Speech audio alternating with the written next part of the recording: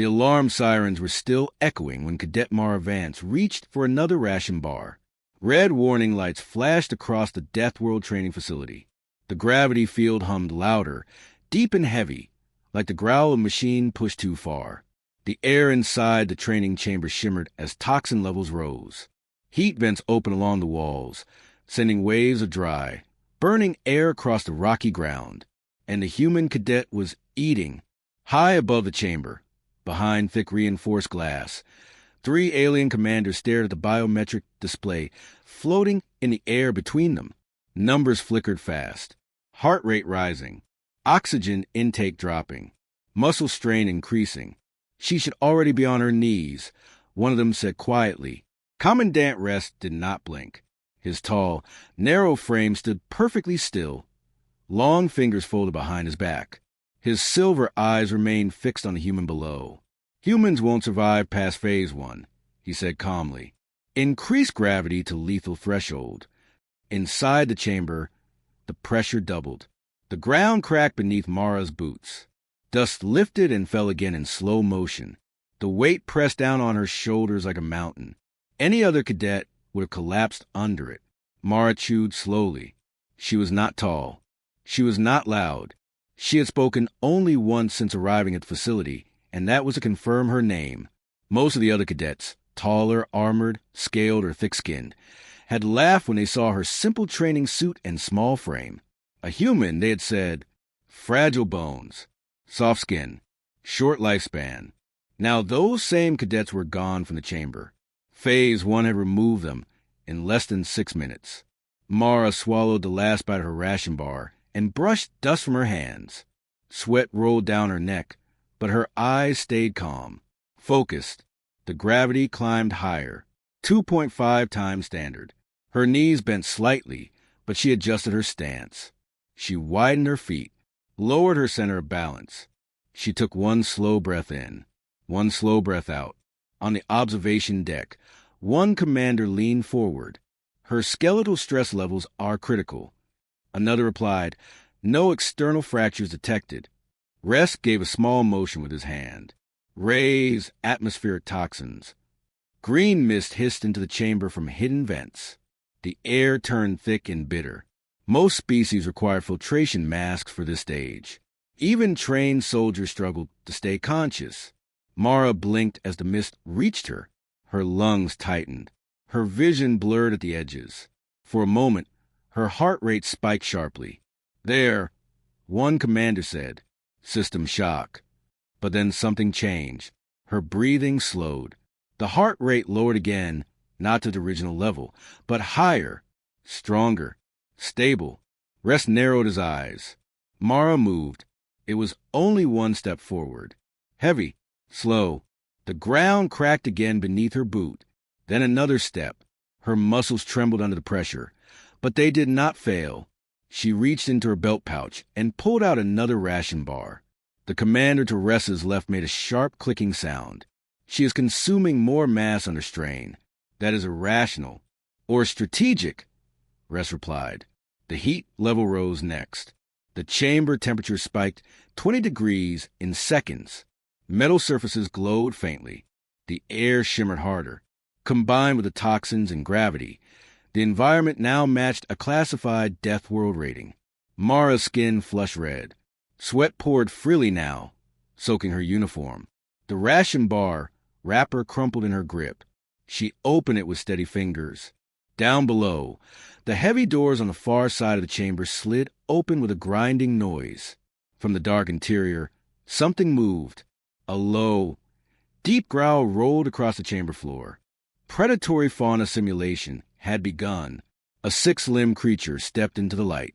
Thick armored hide, jaws lined with curved teeth, designed to hunt under extreme gravity conditions. It locked onto Mara immediately. In the observation deck, silence fell. End it, one commander whispered. She cannot survive that combination. Rest did not speak. Mara looked at the creature, just for a second. Then she looked back down at her ration bar. She took a bite. The predator charged. Under triple gravity, its movements were slower but powerful. Each step shattered rock. It lunged. Mara dropped the half-eaten bar and rolled sideways.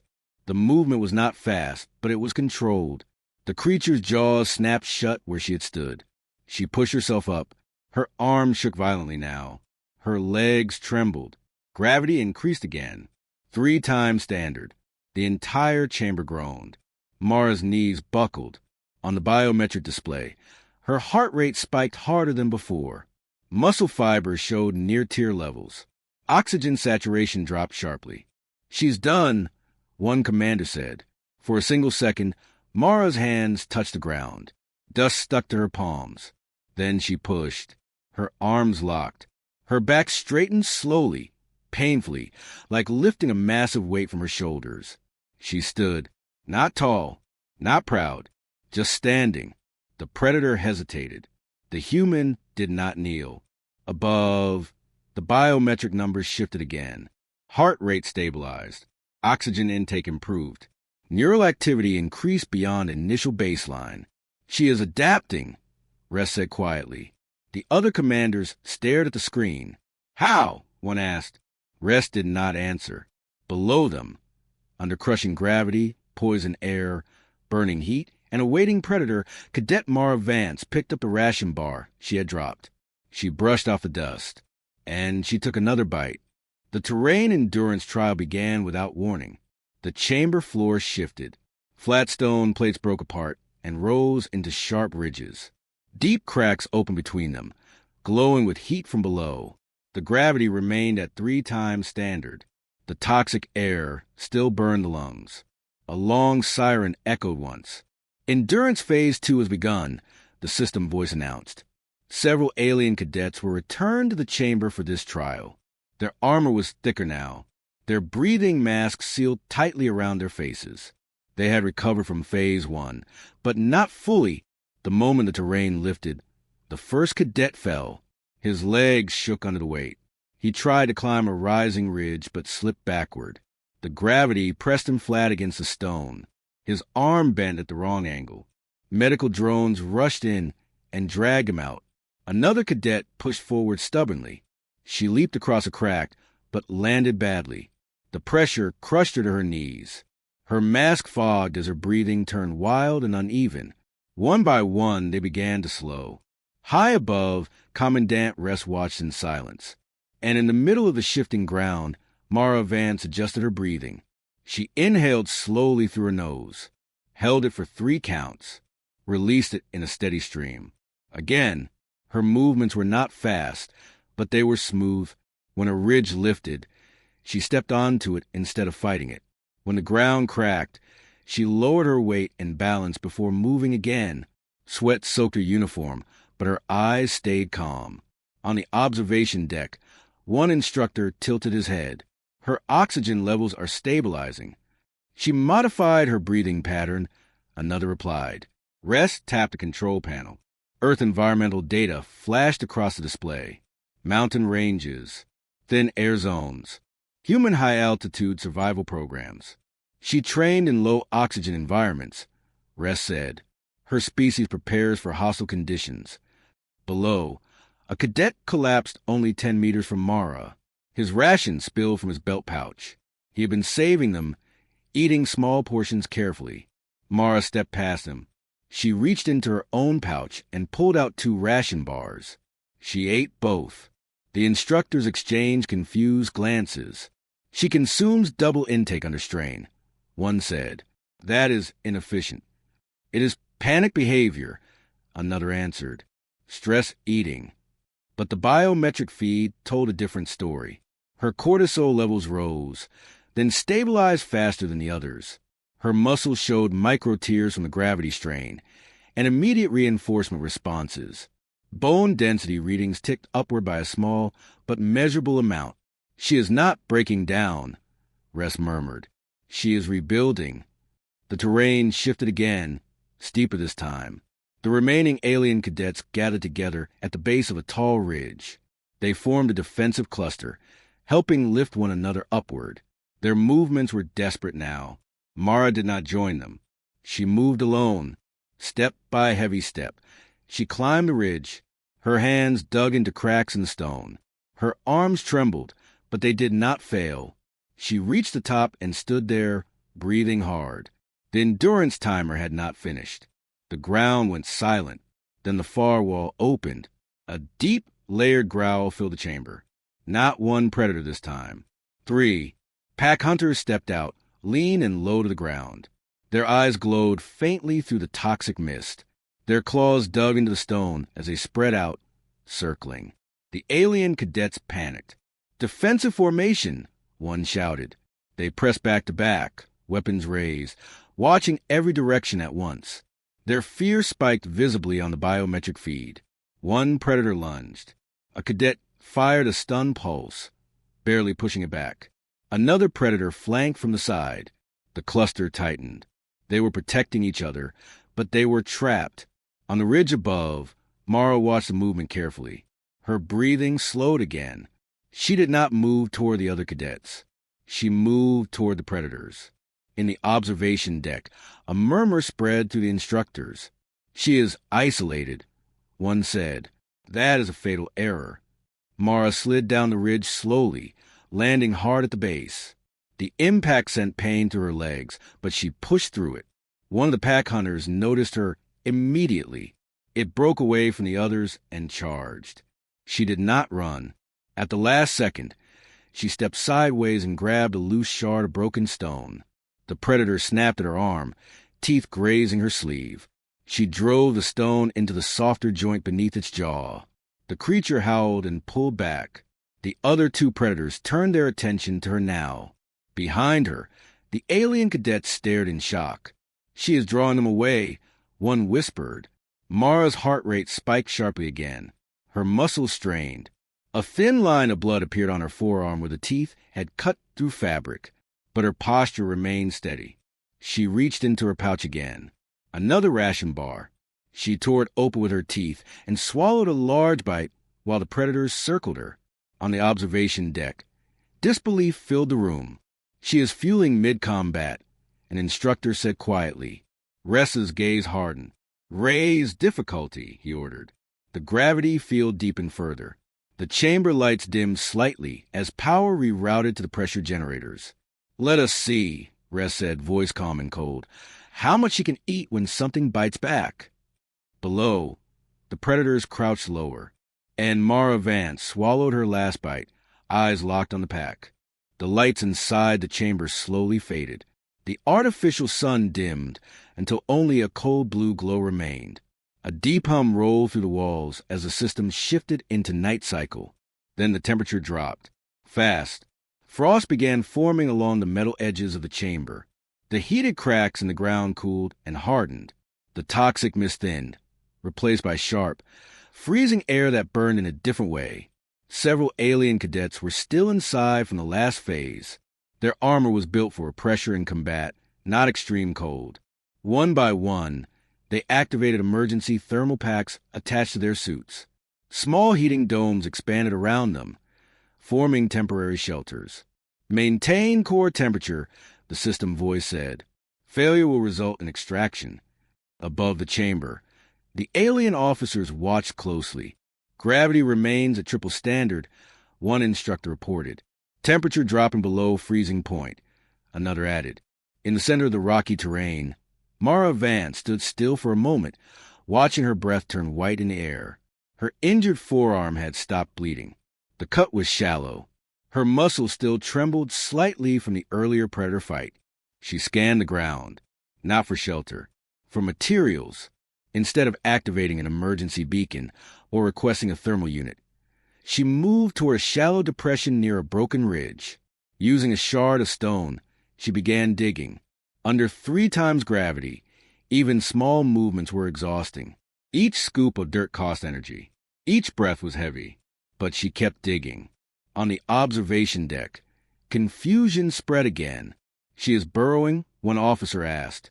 Ress leaned forward slightly. Primitive insulation.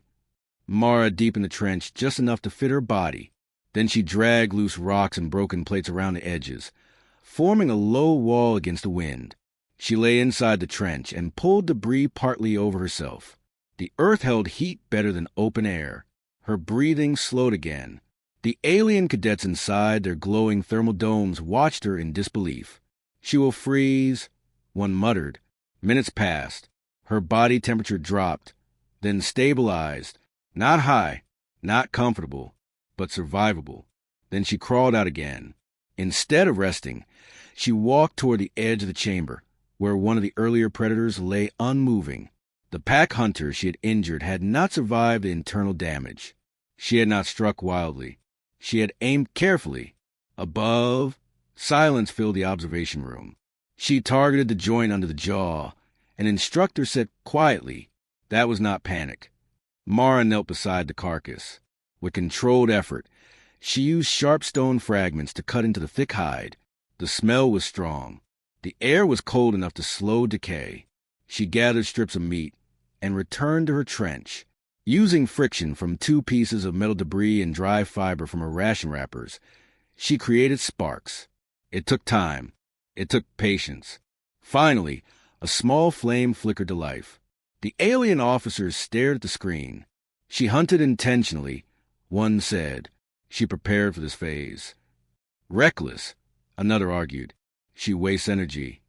Rest did not agree. "No, she converts threat into resource." Inside the trench, Mara held the meat over the small flame. The fire barely survived under freezing wind, but the trench protected it. She ate slowly once the meat was warm. Her caloric intake increased again. On the display, her metabolic readings rose, then adjusted.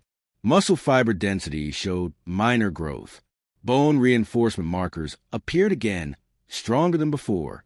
Her physiology responds to sustained stress, an instructor said. It does not merely resist it. The gravity hum deepened. Without warning, the pressure increased again. For time standard, the entire chamber groaned under the load. Frost cracked along the surface of the rocks. The small flame inside Mara's trench flickered wildly. Inside their thermal domes, the alien cadets cried out. One shelter collapsed completely as its support frame bent under the gravity shift. "Extraction requested," a cadet shouted. One by one, emergency signals activated. Drones descended and pulled them from the chamber. Within minutes, the field was empty, except for one human. Mara pressed herself against the ground as the new gravity crushed down. Her arm shook violently. Her trench partially collapsed inward. Her heart rate spiked to dangerous levels. Above, the officers watched carefully. "This exceeds safe parameters for her skeletal structure," one warned. Mara's fingers dug into frozen soil. Her body trembled hard enough to leave marks in the dirt. For several seconds, she did not move. Then slowly, painfully, she pushed herself upward. Her back straightened a little. Not fully, just enough. Her breathing came in sharp pulls, but it did not break into panic. She reached for the last piece of cooked meat beside her. She ate it. Silence filled the observation deck. For time's gravity, freezing temperatures, toxic air traces still present. Alone, her biometric feed flickered, then stabilized again, slightly above her original baseline from the beginning of training. She should be at failure threshold, an instructor whispered. Rest remained silent. Below, Mara looked up toward the observation window. She knew they were watching. Her voice came through the chamber calm, strained but steady, requesting extended trial. The officers exchanged stunned looks. "Extended," one repeated. Rest activated the audio channel. "Clarify request, cadet." Mara wiped frost from her face. She swallowed once. And in simple, calm words, she said, "I'm going to need more food." The chamber remained in night mode, but the observation deck was bright. Large screens lit up the room with blue and white data streams. Coalition analysts stood in silence as new files opened across the displays. Planetary report. Earth. Atmospheric instability zones. Desert heat maps. Polar temperature drops. Oceanic pressure charts. Apex predator classifications. One analyst spoke first. "This planet has constant environmental shifts. Storm systems, tectonic movement, volcanic activity." Another added, "Native species evolved alongside multiple large predators." Commandant Rest watched the rotating image of Earth slowly spin in the air above the console. "Classification?" he asked. The answer came after a short pause. "Mid-tier, deathworld." The room went quiet. Below them, inside the training chamber, Mara Vance stood alone under 4 times gravity. Frost covered the ground. The remains of her trench were crushed flat. Her breathing was heavy but controlled. On the screens above, images of Earth continued. A human climbing a frozen mountain with no oxygen mask. Divers descending into dark ocean depths under crushing pressure. Children running across desert sand under burning sun. Historical records of war, famine, survival. Rest studied the data carefully. They evolved under stress. "Yes," an analyst replied. "Their world never stabilizes. Heat, cold, scarcity, predators, disease. And they survived," Rest said. Inside the chamber, the system voice activated again. Final phase initiated. The air thinned instantly. Oxygen levels dropped far below safe human standard.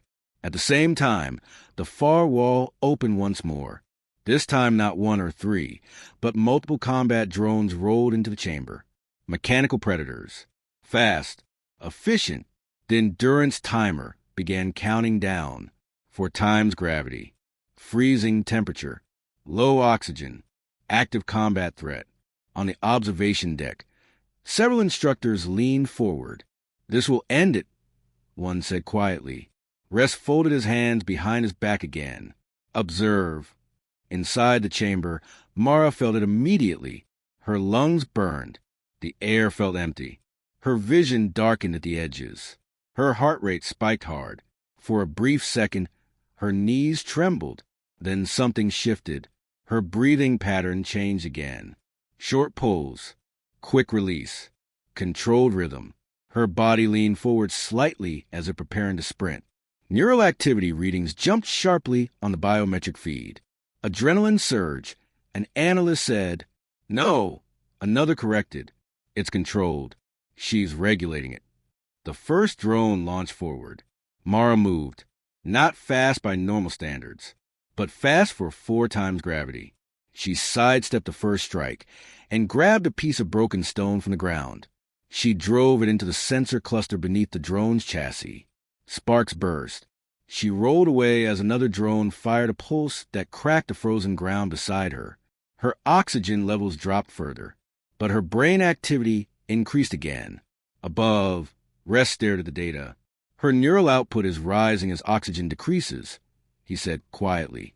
"Impossible," one instructor replied. "Cognitive function should decline."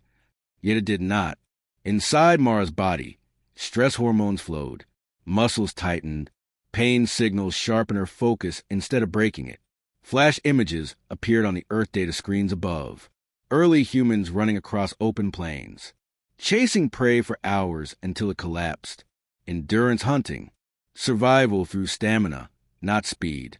Mara did not fight wildly. She moved carefully. She conserved motion. When a drone lunged, she redirected it into another. When one slipped on Frost, she struck its exposed joint. Minutes passed. The endurance timer still counted. She was breathing hard now. Frost formed in her hair. Her injured forearm reopened slightly, blood dark against the ice. But she kept moving. One by one, the drones slowed. Damaged. Disabled. The final drone attempted a full charge. Mara did not dodge. She stepped into it. At the last second, she shifted her weight and pushed upward with all her strength. The drone flipped over her shoulder and crashed into the frozen ridge behind her, breaking apart. Silence returned to the chamber. The timer still showed 30 seconds remaining. Mara stood alone in the cold air, chest rising and falling rapidly. Then she began walking, not stumbling, walking. She crossed the chamber floor under crushing gravity and reached the marked end point of the endurance field. The timer stopped. "Trial complete," the system announced. On the observation deck, no one spoke for several seconds. "She finished early," one analyst whispered. Rest stared at the medical scan overlay appearing beside her vitals. Bone density comparison. Pre-training baseline. Current reading. The numbers had changed. Not slightly. Noticeably, she is reinforcing her skeletal structure under stress, the analyst said slowly. Her bones are denser than when she entered the program. Below, Mara looked up at the observation window again. She did not smile. She simply waited for the next phase. And above her, the coalition officers realized something none of them had expected. Deathworld training was not foreign to her species. It was familiar. The chamber doors finally opened. The gravity field powered down with a deep fading hum. The freezing air warmed slowly. The toxic levels returned to normal. Medical drones hovered near the entrance, waiting. Cadet Mara Vance was still standing. Her uniform was torn. Frost clung to her sleeves. Small cuts marked her hands and arms. Her breathing was heavy but steady. She was the only one left. Above the chamber, the observation deck doors opened. For the first time since the program began, Commandant Ress and the Coalition officers stepped down to the training floor. Their long shadows stretched across the cracked stone. Mara watched them approach. No fear showed on her face. Ress stopped a few meters away from her. His silver eyes studied her closely, not with mockery now, but with something quieter. Respect. You are aware, he said calmly, that this program was designed to eliminate weakness. Mara nodded once. You were expected to withdraw, another officer added, or collapse. She wiped dirt from her hands and said nothing. Ress tilted his head slightly. Why weren't you afraid? The chamber remained silent. Even the drones paused in their movements. Mara looked down at the broken terrain around her, the claw marks, the frozen ridges, the crushed stone from 4 times gravity. Then she looked back at them. We were afraid, she said simply. The officers exchanged confused glances. Ress asked, explain. Mara shrugged slightly, as if the answer was obvious. We evolved afraid. She spoke in simple words. Our world is not safe. It never was. Things hunted us. Weather killed us. Food ran out. We were small. We were weak. She paused. So we adapted. One of the officers pulled up the final medical scan again. Bone density increased. Muscle fiber thickened. Stress hormone cycles optimized. Your body changes under pressure, he said slowly. Mara nodded. We don't just survive stress, she answered. We grow from it. Ress looked back toward the chamber walls. Your species was listed as fragile. Soft skin, another officer added. Short lifespan. Mara gave a small breath of something close to a laugh. Fragile things don't survive ice ages, she said. Or deserts, or oceans, or each other. Silence followed her words. Above them, new data began updating across the coalition system. Species classification, humanity. Previous status, fragile developing species. The label flickered. Then it changed, adaptive apex. One officer whispered, this will change diplomatic structure. Ress nodded once. It must. Mara rolled her shoulders slightly, testing the stiffness in her muscles. She did not look proud. She did not look angry. She simply looked ready. The moment felt almost familiar. In the beginning, they had stood behind glass, staring down at her in disbelief. Now they stood in front of her, and the disbelief was still there. Only the direction had changed. Ress stepped closer. Cadet Mara Vance, he said, you have completed Deathworld training at maximum escalation. She waited. He continued, no non-human cadet has ever done so. She reached into her pouch calmly. The officers tensed for a second. Instead of a weapon, she pulled out a ration pack. She opened it. The sound of the wrapper tearing echoed lightly in the quiet chamber. She took a bite. Across from her, 3 alien commanders stared at her just as they had at the beginning, watching her eat under impossible conditions. Only now, there was no laughter. Mara swallowed and looked at Ress. Is there a harder program? She asked. One of the officers almost answered immediately, but Ress raised a hand to silence him. He studied her for a long moment. Then he turned toward the observation deck controls mounted along the wall. With a few careful inputs, he accessed the official training manual. He scrolled to the section labeled Deathworld Endurance Program. For several seconds, he did not move. Then he added a final line beneath the program classification. Deathworld training unsuitable for non-humans. He saved the update. Behind him, Mara finished a ration calmly. The chamber lights brightened fully now. The alarms were silent. The predators were gone.